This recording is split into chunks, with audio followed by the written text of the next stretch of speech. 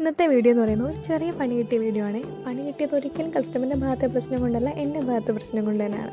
Customer വന്നിട്ട് അങ്ങോട്ട് പറഞ്ഞു ഒരു ഗിഫ്റ്റ് ബോക്സ് സെറ്റ് ചെയ്ത് തരണം, ഏറ്റവും അടിപൊളിയായിട്ടായിരിക്കണം, അപ്പോൾ ഇതിനകത്ത് എന്ത് സാധനമൊക്കെ വേണം, ഇതൊക്കെ ഈ രീതിയിൽ വേണം, എല്ലാം പറഞ്ഞ് ഡീറ്റെയിൽ ആയിട്ട് പറഞ്ഞു തന്നിട്ടുണ്ടായിരുന്നു. അങ്ങനെ ആളുടെ ഇഷ്ടം അനുസരിച്ച് നമ്മൾ സാധനം എല്ലാം കസ്റ്റമൈസ് ചെയ്ത് പോയി കളക്ട് ചെയ്ത് എല്ലാം സെറ്റ് ചെയ്ത് സാധനം എല്ലാം ബബിൾ റാപ്പ് ചെയ്ത് അയക്കാൻ വേണ്ടി കറക്റ്റ് പാക്ക് ചെയ്ത് കഴിഞ്ഞിട്ടാണ് ഞാൻ പിക്ക് അയച്ചു കൊടുത്തത്. പെട്ടെന്നാണ് കസ്റ്റമർ അയ്യോ അയക്കരുതൊരു പ്രശ്നമുണ്ടെന്ന് പറഞ്ഞത്. പിന്നെയാണ് ഞാൻ ആ സത്യം മനസ്സിലാക്കിയത്.